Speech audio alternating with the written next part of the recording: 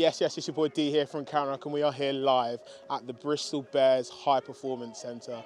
We are bringing you Bears Den, a collaboration between Counter-Rock and Bristol. As you can see, the boys are training behind us. We're going to be giving you all of the insights, behind-the-scenes access from Bristol Bears' pre-season. Not just tackle bags, not just running, but all of the stuff, the personalities and everything in between. Let's go.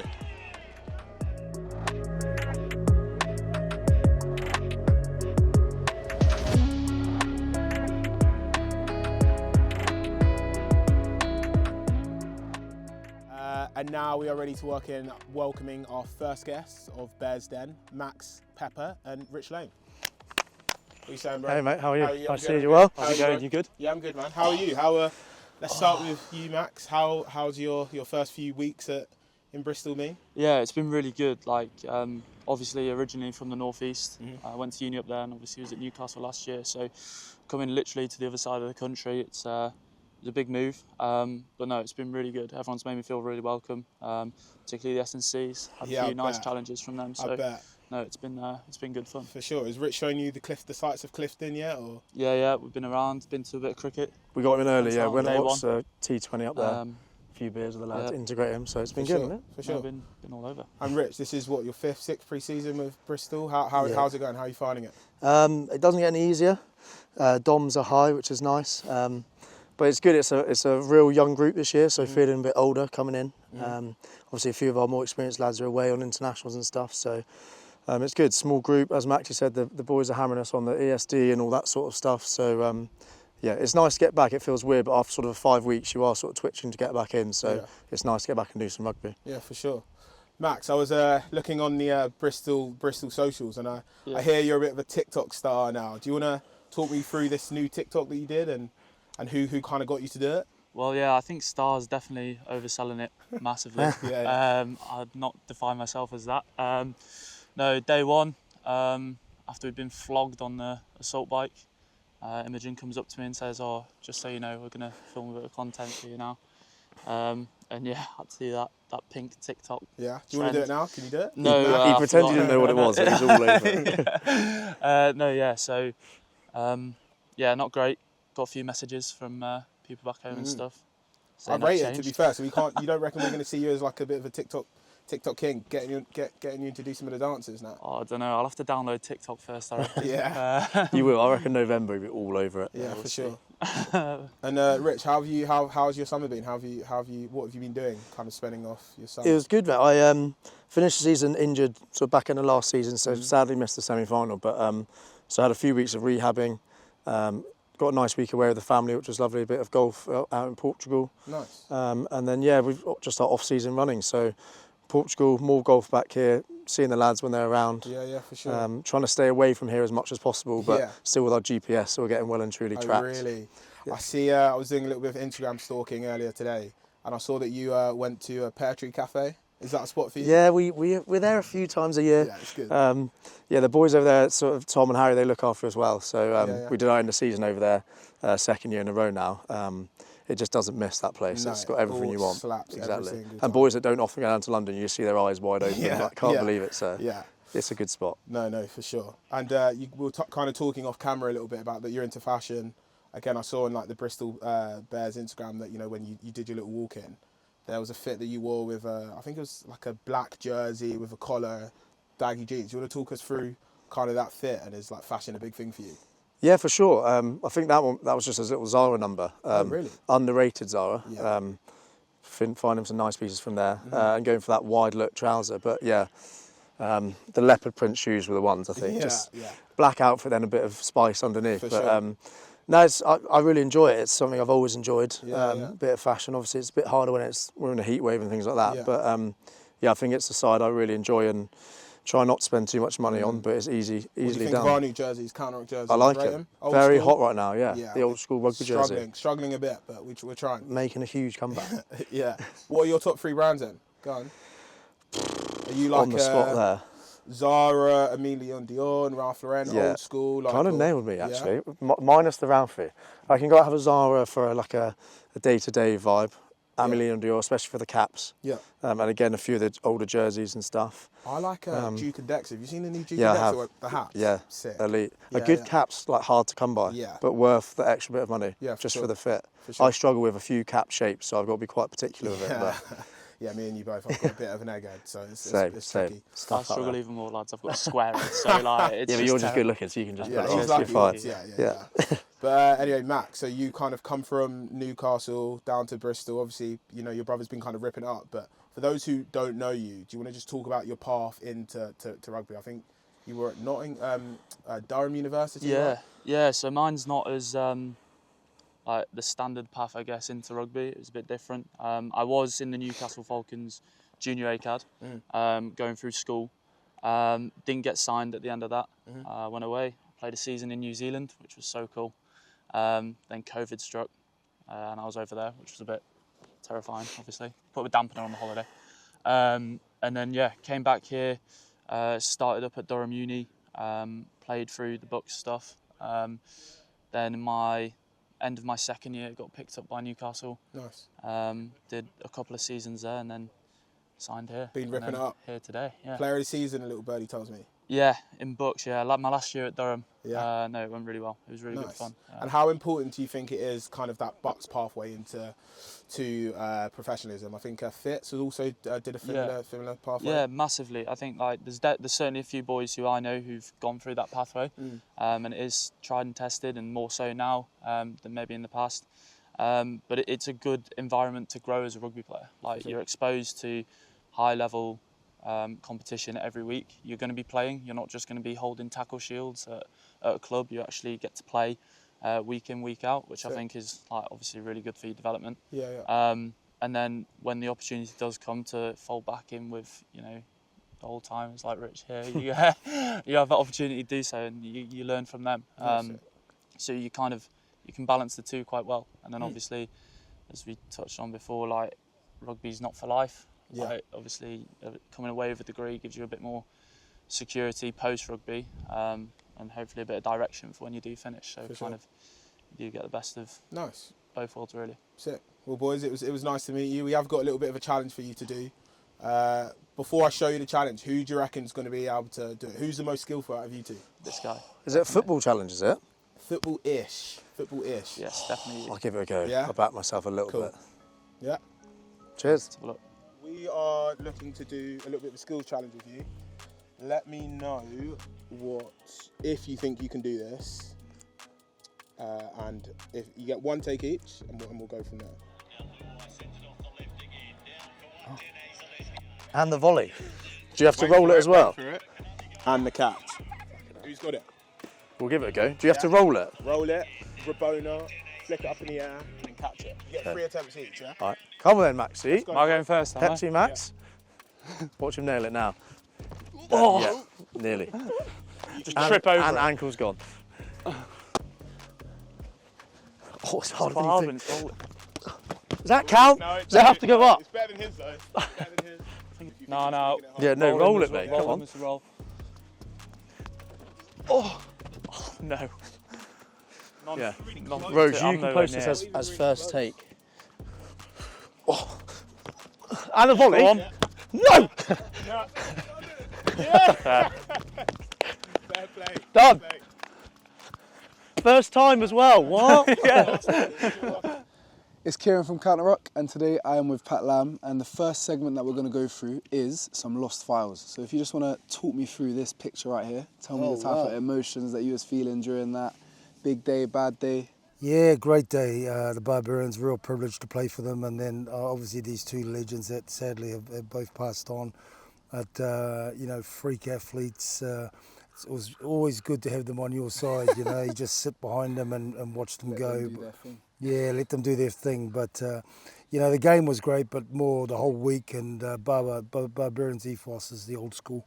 You know, all about getting to know each other, having a good time, and go out and play rugby. And these two certainly enjoyed it. But geez, I haven't seen that photo for a while. It's Maybe special. we can print it out and get it put up on the wall. Yeah, that'd be nice. And then we've got this one. Oh yes, Auckland Rugby. Wow. Geez, I don't even know why I'm just like that. But I think that was not long after. Yeah, that was a highlight. I think I coached Auckland for 5 years. The first year coming back in, we were 7th on the table, and then we made some big changes, and we won the competition in '85, and then we got knocked down the semi. That '87 was the year when we was it not '87? It was 2007. 2007, and we won everything, and we're undefeated. And I think of the players: John Afoa, Jerome Kaino, Isa Nafiwa, Sammy Tuitupo.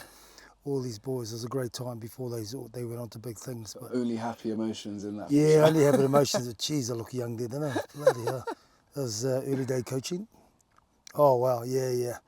National anthems for Samoa. I think this was, might be when we played the All Blacks down in New Zealand. And my shoulders looked big because I had issues with my shoulders, so that we could wear pads in those days. I was always strapped up. I got hair on my chest now because of all the stripping off all the tape having to go. But no, a lot of pride playing for Samoa. The 90s is still probably the most successful time.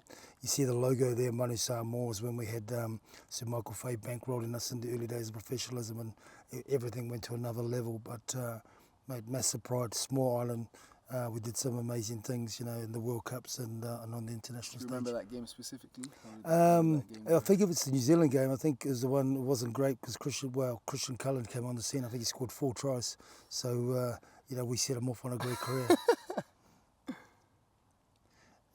Yes. That was Newcastle. I think this was my last year before I retired. I think I went back to Newcastle as captain and Martin Johnson. So this was at the normal launch, which I go to now as a coach, and I was captain of Newcastle, and Jono was captain of Leicester, obviously, and it was. How does it feel going back there as a coach after being there as a player? It's special because the Premiership is a special competition. You got players from all over the world. You got the best, and being in the one country, and the rivalries, it's just a brilliant competition. So I look at it now as a privilege that I played in it.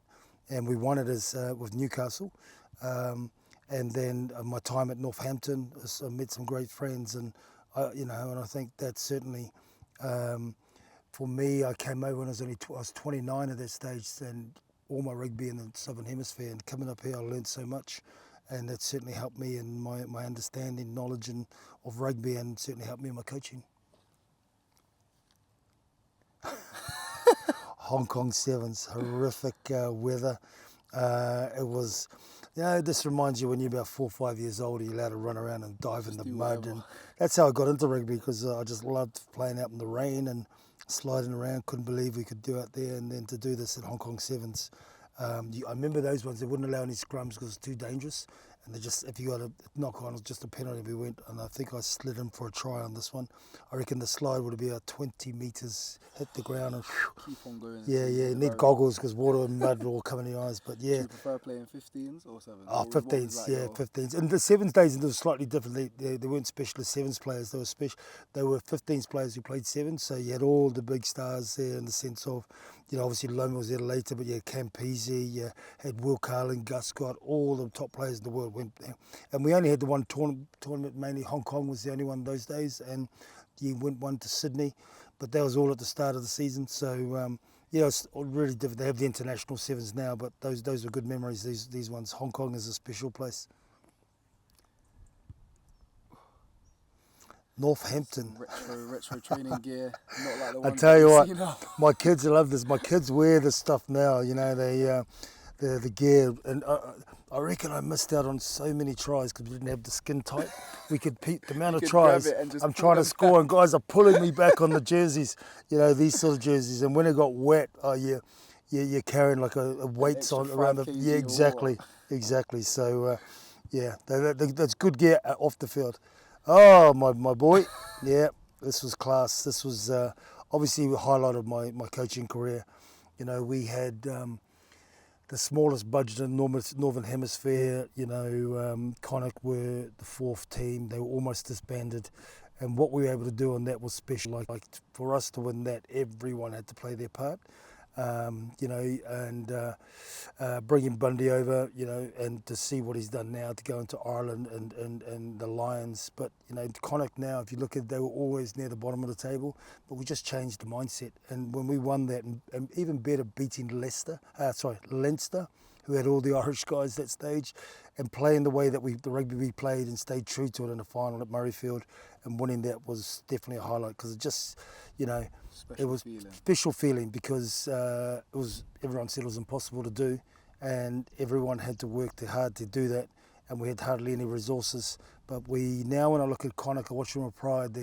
There's an expectation to be in that top 4 now because of what we did in those days. Yeah, special. Speaking of Saints. Yes, yes. You know, a massive highlight the playing career to win the Northampton's first major trophy in 128 years. You know, privileged to captain that, and some great guys there. John Steele obviously was the director of rugby at that stage, and you know, he was great and allowed us senior players to, you know, to have a big input on and off the field. Although I was captain, I had leaders like Tim Rodber, Paul Grayson, Matt Dawson, Nick Beale, you know, Gary Pagel, Mendes. We worked as a group to try and drive the standards of that club. And when I look back at our quarterfinal, semi-final, final, we won all of them by 2-3 points at the end. There was a lot of guts and determination in that team. And the last picture?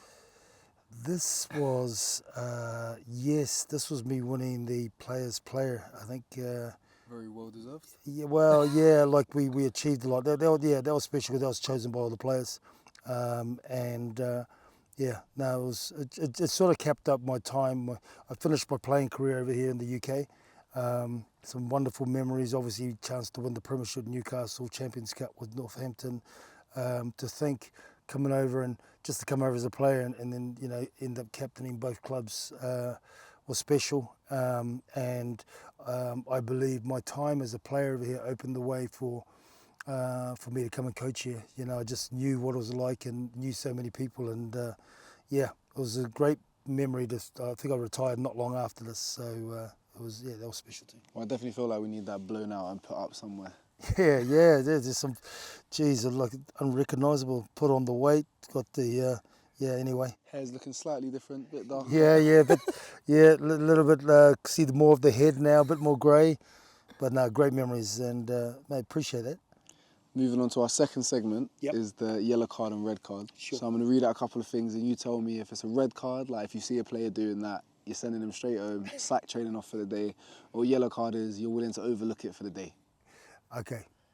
Showing up late to fitness testing. Red card. Red card. Have you had anyone do that yet? No, that's why. Wearing flip-flops to a team meeting. Yeah, yellow card. That's fine. Yeah. Are you guilty of that? No, I don't, no, not me, but a team meeting, that's fine. Depends on what we're doing next. If we're going straight into session, they won't do that, but I'm pretty relaxed in that sense. Going on social media while in a gym session. It's a yellow card if we got our social media people doing it. It's a red card if they just doing it because they just, you know, when they should be working. Okay. Players calling themselves content creators. As long as they're doing the job, they can call themselves whatever they want. Is there anyone that sparks in your memory? Content creator. You think that? Who would be Max Laheath? Okay. Yes. We'll make sure to tag him and let him know that. Yeah. Rookie trying to be on the music their first week in pre-season.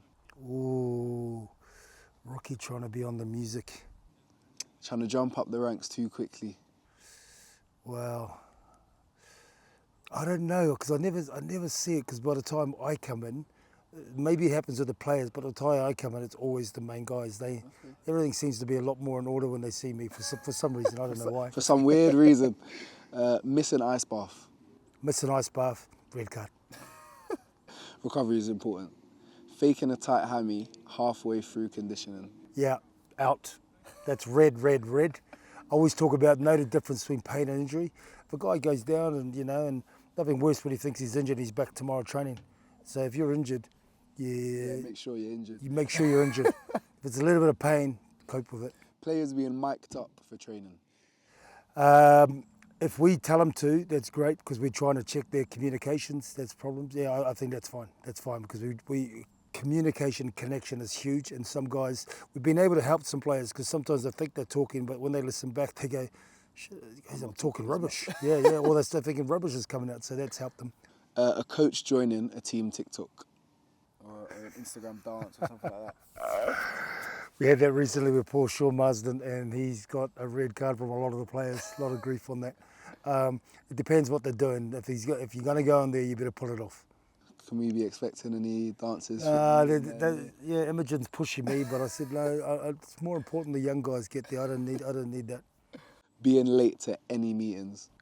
Red, double red, triple red. What's the punishment if I was a player and I was to walk into a meeting like 5 minutes late? So what would happen is the senior players take control of it first. So I'll just leave it with those guys, and then. But if you're starting to get up to 2-3 incidents, then they'll come to me, and then which is not good. Thankfully, that's the beauty of our leadership group. Thankfully, I don't think anything's really come to me. Wearing the wrong kit. Yeah, that's part of our expectations. Right kit, so there'll be a red card. So if we was to finish conditioning and slouching, like hands on knees, bent over. No Bears players, don't touch their knees, don't put your hands on your heads, look strong. So there'll be a red card. Well, thank you very much, Pat. Pleasure. And good luck for the rest of the season. Yeah, thank you.